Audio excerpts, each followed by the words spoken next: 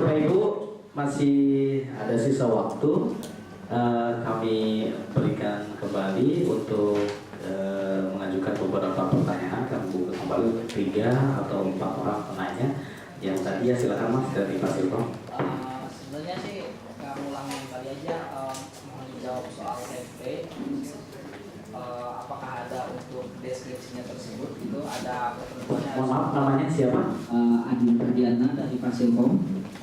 Kalau seandainya memang ada ketentuannya harus seperti ini seperti apa gitu, itu mungkin lebih gampang untuk dibuatnya gitu supaya tidak meraba-raba. Yang kedua, saya ingin bertanya ke Pak Mersi soal paten. Misalnya di Fasilkom kita buat sebut saja alat A untuk masalah B.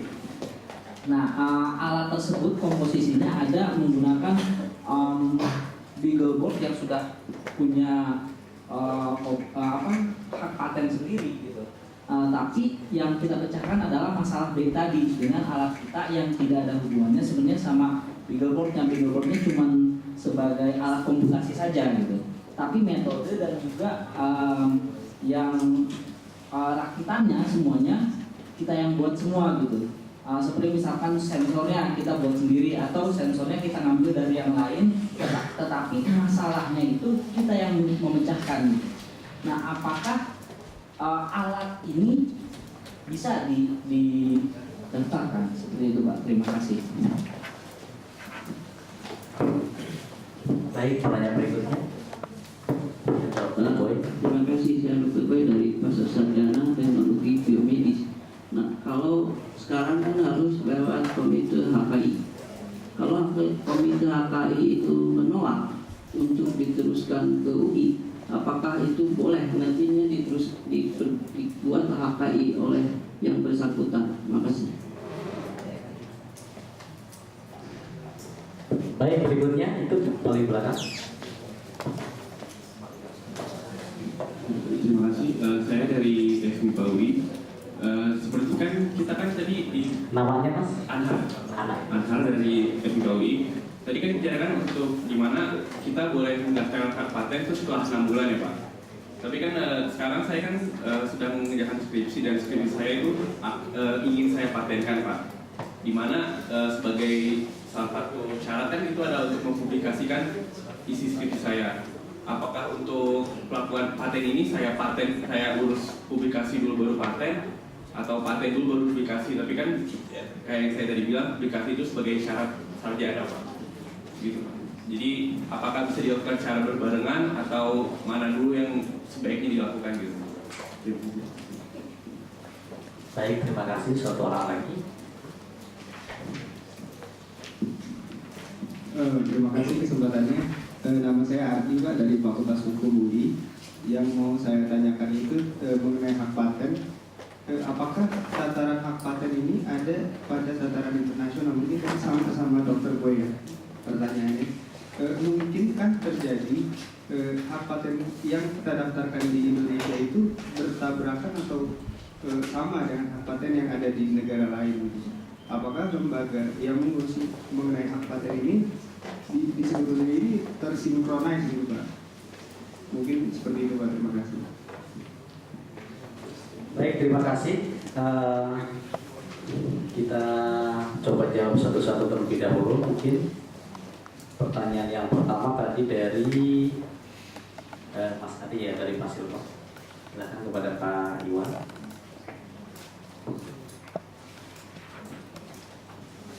Terima kasih Mas Andi dari Fakultas Hukum ya. Fasilkom. Oh, Fasilkom. Oke.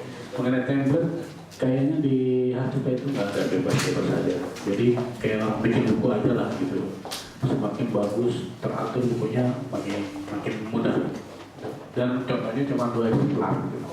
Pak, kalau yang buku kan beda lagi. Ini yang tadi yang software kan ada deskripsi. Oh iya, kalau software itu tuh harus dibikin ya sama kayak buku juga, tapi itu keterangan yang misalnya operasinya gimana, cek apa kayak gitu, manualnya sama Nanti boleh di akhir bisa menunjukkan yang boleh. Jadi supaya bisa dimudahkan pemeriksaan cipta itu kan nggak semuanya berasal dari eksakta ya. Jadi yang sesimpel mungkin supaya bisa dibuka maksudnya. Kalau ada kikinya masukin aja kikinya gimana. Terus fungsi-fungsinya apa? Misalnya kalau ini gini, hasil kerjanya gini, jadi dijelasin semua gitu. Kayak buku manual benar. Nah, sama CD-nya. Ya masing-masing 2 ya. Gitu aja. Benar itu.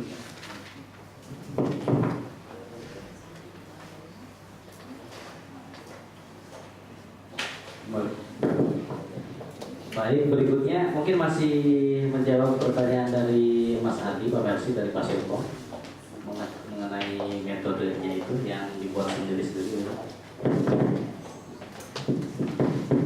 Ya, baik. Ada alat A, ya. Alat A ini untuk memecahkan masalah B. Ya, gitu ya. Masalah B ini B ini alat juga. B itu penyakit, sebut saja seperti itu. Oh, B ini penyakit. Jadi dengan alat A ini bisa menyembuhkan penyakit B ini, begitu kira-kira ya? Menyembuhkan, monitoring atau sejenisnya. Ya, itu sangat bisa diajukan permohonan patennya. Yang penting dibuat deskripsinya. Bagaimana alat itu? Kalau alat berarti gambarnya harus ada. Gambarnya dibuat 3 dimensi, ya.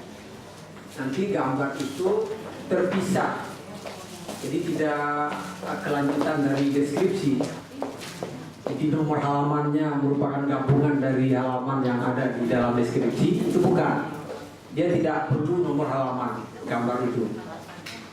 Yang perlu adalah misalnya gambar 1, gambar 2, gambar 3. Dan tidak perlu ada penjelasan di situ. Diuraikan di gambar itu nomor 1 alat untuk ini, gambar 2 alat untuk itu, tidak perlu. Nanti penjelasan itu disampaikan di dalam uraian singkat gambar. Tidak diberikan pada gambar yang bersangkutan. Nah, seperti itu. Jadi nomor-nomornya boleh ditampilkan. Nomor 1, misalnya alat untuk apa? Nomor 1, nomor 2, nomor 3. Alat sebagai penanda. Tetapi penjelasannya atau keterangan dari gambar itu ada di uraian singkat gambar. Tidak pada gambar yang bersangkutan. Berarti hampir sama dengan manual kalau kita beli kamera gitu atau di HP, ini fungsinya untuk apa? Iya. Jadi kalau alat itu memang baru, belum pernah ada fitur-fiturnya selama ini, dan dia bisa memecahkan suatu masalah, berarti mengandung langkah inventif dan pasti bisa diberi paten. Pasti bisa. Yang penting sekarang bagaimana invensi itu disusun dalam bentuk tulisan. Tulisan itu ya deskripsi, mulai dari judulnya sampai ke akhirnya abstrak. Ya, kalau judul alat, ini sudah ketahuan alat judulnya. Alat untuk apa? Nah, untuk judul itu tidak boleh mengandung iklan, ya. Itu nggak boleh mengandung iklan judul itu. Misalnya alat yang sangat ampuh untuk menyembuhkan penyakit A, itu nggak boleh, ya. Ya, jadi yang mengandung iklan alatnya itu, judulnya itu tidak boleh.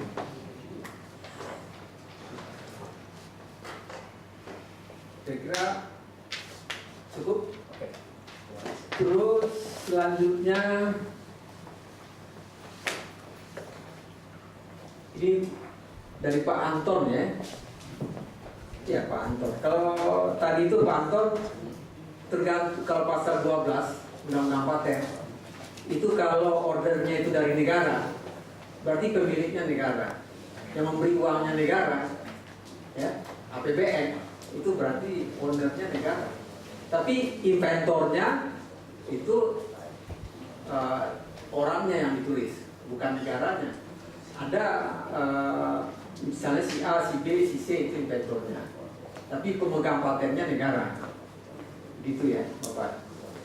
Masalah yang disampaikan oleh Pak Anton tadi terkait dengan banyak penelitian, itu tergantung sebagaimana yang disampaikan oleh Pak Iwan itu, tergantung perjanjiannya. Siapa presentasi itu kesepakatan saja dalam bentuk perjanjian. Jadi jangan sampai sudah komersial baru dibuat perjanjian. Kalau bisa sebelum dia dikomersialkan, perjanjiannya sudah bagus, sudah ada, sudah jelas. Jangan sampai tidak ada perjanjian. Terus skripsi, pendaftaran skripsinya eksak apa sosial nih? Eksak, Pak. Eksak. Tentang apa misalnya skripsinya itu? Ada produk nggak di situ? Ada prosesnya? Proses pembuatan Proses pembuatan komposit, Pak. komposit. Iya. Jadi berarti ini ada patennya kalau begitu ya. Pertama patennya itu ya proses pembuatan komposit.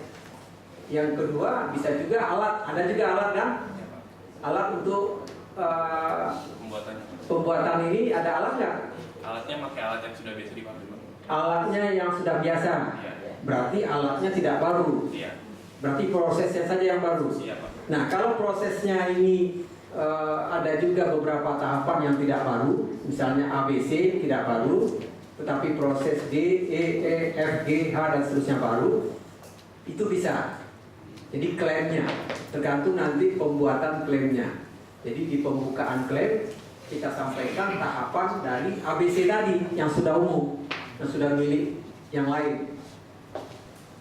Kemudian pencirian dari proses Bapak dimasukkan setelah tahapan yang pertama, kedua, ketiga itu ya. Jadi ada teknik di dalam pembuatan klaim, dalam hal mana klaim itu terdiri dari beberapa tahapan, yang mana tahapan pertama, kedua, ketiga sudah lazim atau sudah milik inventor terdahulu, maka yang menjadi klaim tahapan Bapak adalah tahapan berikutnya, tahapan keempat, kelima, keenam dan seterusnya. Itu bisa ya di dalam proses tadi. Jadi di dalam proses itu Bapak tidak mengklaim semuanya itu merupakan proses tahapan yang Bapak temukan, tapi ada proses yang sudah lazim atau sudah merupakan penemuan dari inventor terdahulu. Nah itu dibunyikan di dalam pembukaan klaim. Ya seperti itu ya, itu bisa ya. Ada lagi? Sama itu, Pak. Ya. Tadi saya yang masih yang skripsi yang mengenai barusan itu, Pak. Kan saya kan untuk syarat sebagai sarjana kan harus publikasi, Pak. Ya. Itu apakah boleh saya sepanjang tidak melebihi 6 bulan. Jadi saya publikasiin, habis Ya. itu saya daftar paten itu bisa, Pak? Sama-sama silakan. Yang penting jangan melebihi 6 bulan. Ya. Kemudian hak paten digunakan. Ya, ini pertanyaan nomor 4. Apakah hak paten yang sudah diberikan di Indonesia ini akan bertabrakan dengan yang diberikan hak paten di negara lain? Ini pertanyaannya. Ini tidak mungkin tabrakan karena aturan dari proses eksaminasi, proses pemeriksaan paten itu aturan mainnya sama ya. Ya, aturan yang mainnya sama yang ada di dalam TRIPS ya. Kemudian dijabarkan di dalam undang-undang nasional masing-masing negara. Tapi intinya hampir sama. Hanya beberapa ketentuan-ketentuan khusus yang tidak sama.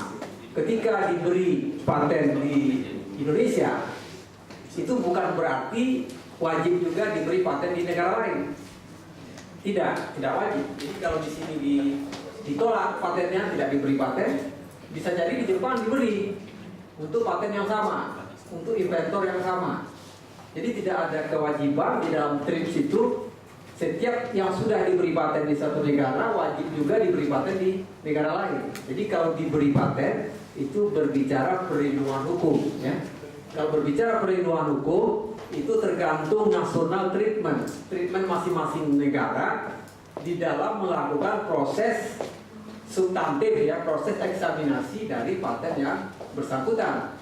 Itu otoritas dari pemeriksa paten. Apakah patennya itu diberi atau ditolak, itu tidak terkait dia sudah diberi di Australia paten, kemudian dia daftar lagi di Indonesia, maka wajib juga diberi paten. Maka nggak ada klausul seperti itu sepanjang dia 3 azas tadi, novel, mengandung langkah inventif, dapat diterapkan di dalam industri, maka dia diberi paten. Novelnya ini artinya publikasi dia di Australia itu tidak menggugurkan ketika dia mengajukan paten di Indonesia.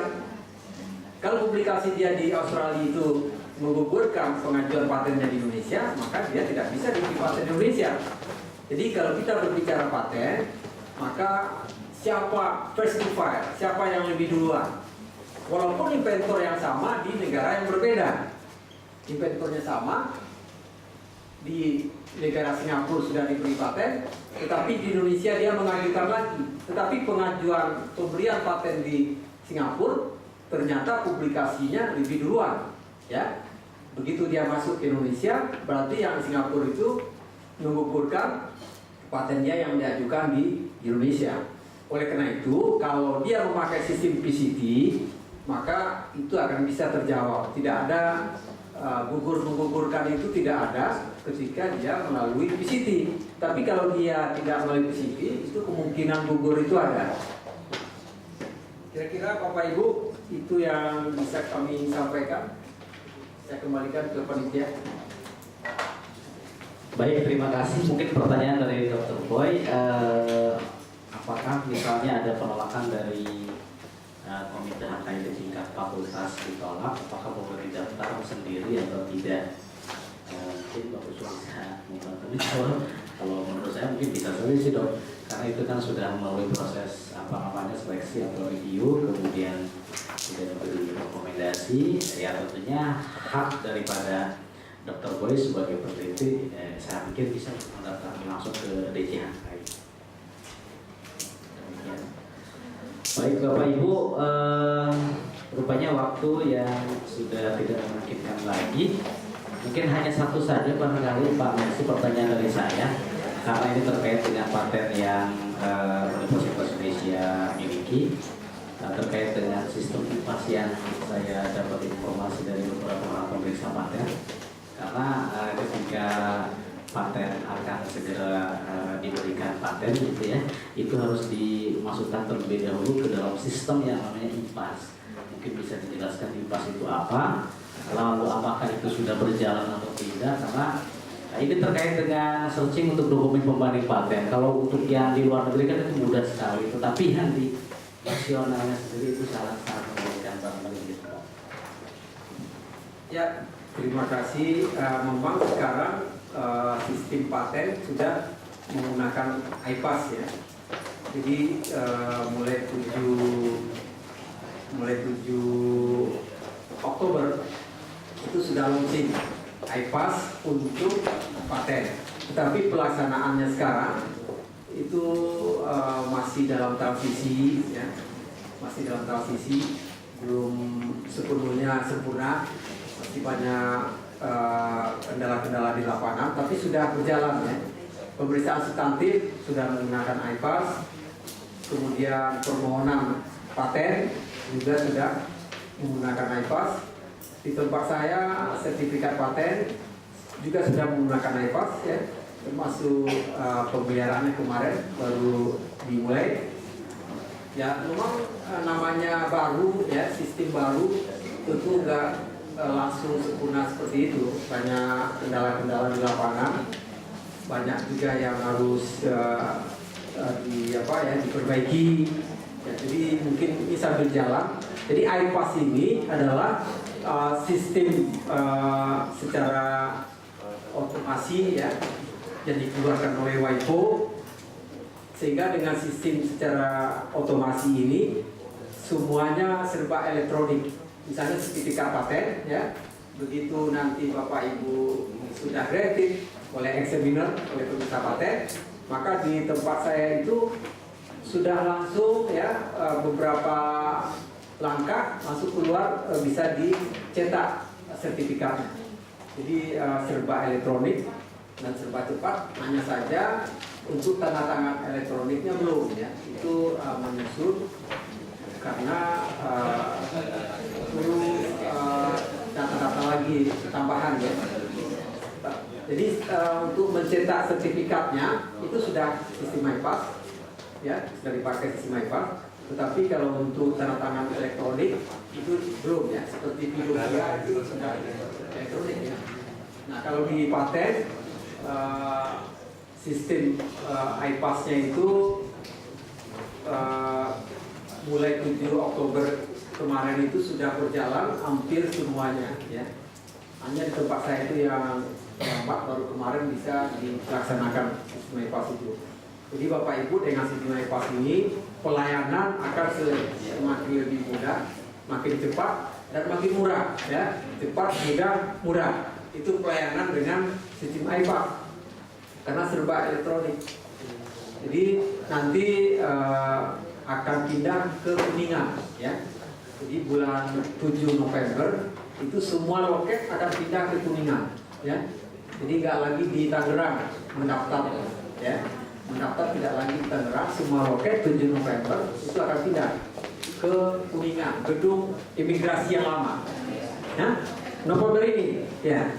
7 November ini itu loket akan dipindah ke sana ke gedung imigrasi Kuningan.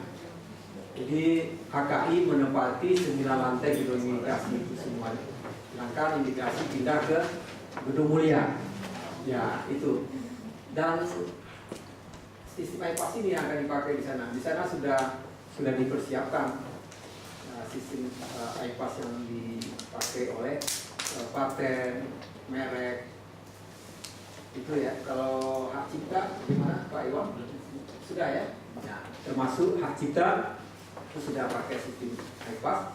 Jadi sistem iPass itu justru mempermudah, mempercepat, bukan mempersulit. Jadi kalau dulu lama, sekarang lebih cepat. Kalau dulu misalnya banyak rute-rute yang harus dijalani, sekarang nggak, lebih simpel gitu. Itu kira-kira Pak dengan sistem iPass. Baik, terima kasih. Mohon Bapak Ibu jangan dulu meninggalkan ruangan karena ada sesi foto bersama. Ada sedikit teman ya dari Pak Iwan, silakan. Nah, tadi saya lupa ada yang mengenai pendaftaran hak cipta, biayanya 250.000 sampai 300.000, murah-murah aja. Nah, terus juga kalau Bapak Ibu butuh informasi lebih lanjut, ada di dgip.go.id, bisa diklik situ ya. DGIP, DGIP bisa dicatat ya kalau nggak ada rekornya lupa. DGIP, DG Direktorat dan DG bahasa Inggris DGIP.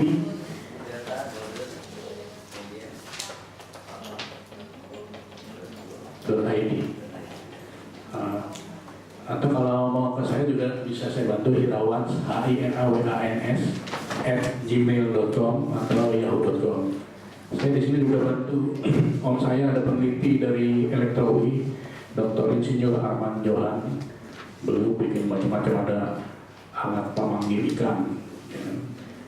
Jadi paten itu sampai dia dicoba di mana, di Wakatobi, di Karangdewa, dia bisa pura-pura begini, total ikan datang pakai. Jadi dia neliti bahwa ikan itu ada gelombang listrik tertentu.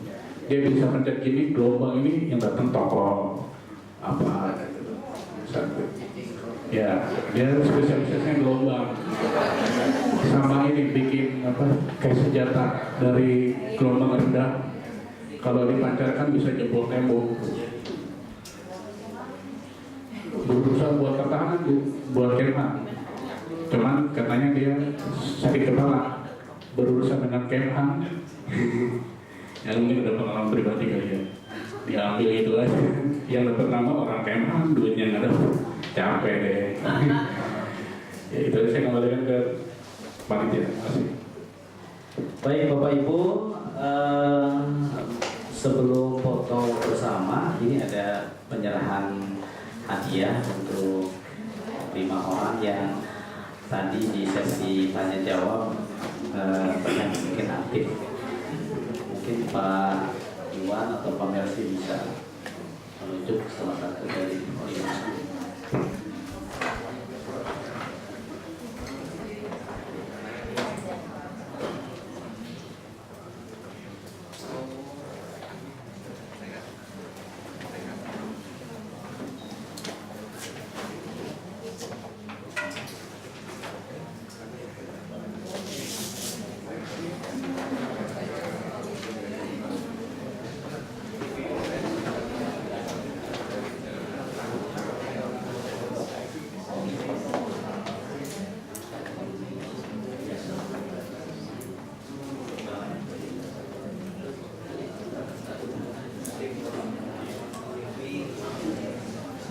Baik Bapak Ibu, ini ada 5 orang yang akan kami berikan kenang-kenangan. Yang pertama dari RSCM tadi Dr. Tirsa, kami ucapkan terima kasih. Kemudian dari Pasilkom, ada juga dari Pasar Sarjana Dr. Boy dan Dr. Gigi Anton dengan Dr. Gigi Malaysia. Nanti akan kami berikan kenang-kenangan. Baik Bapak Ibu, untuk berikutnya ada penyerahan secara simbolik citra mata dari Ibu Puspa sebagai pimpinan kami yang akan diberikan kepada orang langsung dari DJH. Silakan.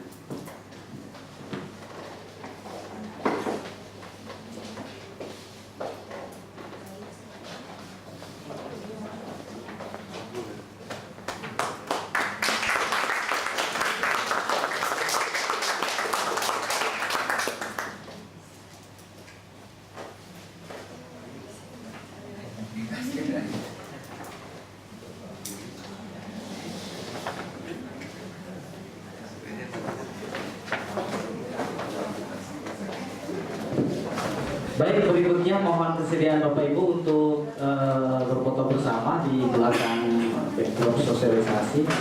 Mungkin bisa dibagi 2 kalau semuanya tidak muat.